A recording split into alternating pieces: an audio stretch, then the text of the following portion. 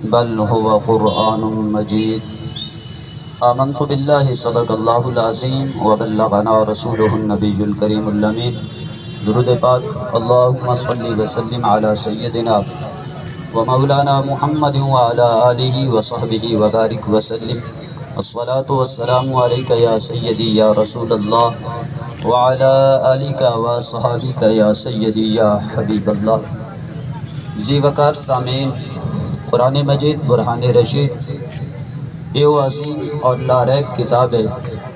یہ دی حفاظت دا ذمہ مالک لم یزل نے خود اٹھایا، مگر اسادی خوش بختی کہ حضرت صاحب نے اسا کو اپنے نال رلا کے اپنا نام محافظ قرآن وچو شمار کرن واسطے پسند فرمایا. یاد رکھو، ظالم شاید کہ بھول چکا ہے مسلمان دا تعلق قرآن نال کتنا ہے. ظالم تے کو خبر کوئی نہیں کہ ایسا مسلمان قرآن پاک نال کتنے وابستہ ہے. اگر تو اساڑے بزرگاں دی تاریخ اور اہل اسلام دی ہسٹری پڑھ کے دیکھیں ہاں تا اساڑے مقدس قرآن دے نال تعلقات اس طرح ہیں کہ کربلا دا میدان ہوئے، جسم گردن دیاں رگاں کٹ بنجن، پھر بھی میدان کربلا تو بعد اسا قرآن نال وابستہ ہیں. اساڑے بزرگاں دی داستان ہے کہ اسا زندہ ہیں، صبح بھی قرآن دے نال وابستگی، شام ہے ساڑے بچوں دی قرآن نال وابستگی، ساری مساجد دے اندر 5 وقت نماز دے نال وابستگی ہے تا قرآن دے نال بھی وابستگی. اسا ہر لمحہ ہر لحظہ اہل اسلام وابستہ ہے قرآن پاک نال. شاید کہ ظالم کو بھول گیا ہے کہ میں مسلمانہ دے مقدس کلام دے نسخے جلا کے مسلمانہ دا تعلق ختم کر دے سا. نہیں ہو ظالمہ، اساڑے محبوب صلی اللہ تعالی علیہ وسلم دے صحابی نے جنہ حضور دی بارگاہ دے اندر عرض کی تھی، یا رسول اللہ میں دوران سفر ایک جہت خیمہ لایا، رات ساری قرآن دی تلاوت دی آواز آندی ہے، سورہ ملک سنتا رہ ویندا ہم. یا رسول اللہ ماجرا کیا ہے؟ میرے آقا صلی اللہ تعالی علیہ وسلم ارشاد فرمایا، ایک قرآن دا قاری سورۃ ملک دا عاشق ستا ہے، اوندا مزار اتھا بنیا ہویا ہا، او وصال کر گیا ہے لیکن قرآن دے نال دا تعلق مرن تو بعد بھی باقی رہ چکا ہے. ظالم جتنا ظلم کرے تو اسا مسلمانہ دی وابستگی قرآن مجید برہان رشید دے نال اس طرح ہے کہ زندگی دا ہر لمحہ اہل اسلام دا قرآن نال وابستہ ہے. تو جب تک ظلم کریندا رہسے اہل اسلام قرآن دے نال وابستگی اتنی زیادہ مضبوط کریندے رہسن. ہاں تیری خباثت کائنات وچ ظاہر ہوے سی، تو آپ غلیظ بھی ہو سے، گندا بھی ہو سے، ذلیل بھی ہو سے، تیری اس خباثت دے نال قرآن پاک دا نقصان نہیں، تیرا اپنا نقصان ہوگا. اور یہ اہل اسلام دا پیغام ہے.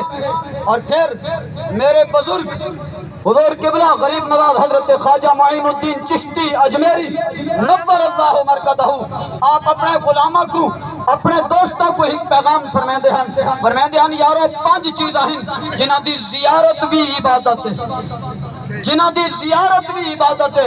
انہاں دے وچوں آپ فرمیندے ہیں ایک چیز قرآن مجید برہان رشید دی مقدس تلاوت اور زیارت. جنہ دوستوں قرآن پاک دا ادب کیتا آپ فرمیندہ لو جنت پہنچ گیا.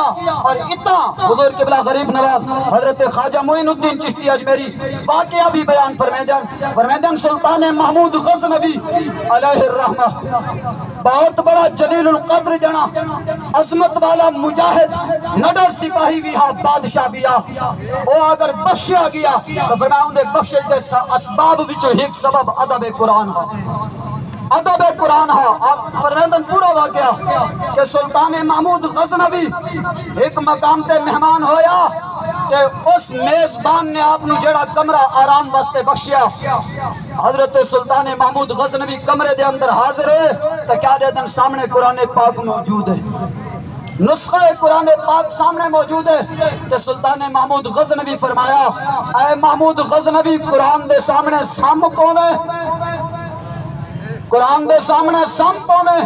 قرآن فرماوے جاگ کے رب کو یاد کر، تو دا حکم نہ منے دے ہیں ستا بھی اور ہمیں وہ بھی سامنے. فرمایا بے آدمی ہے اتھا سامنا.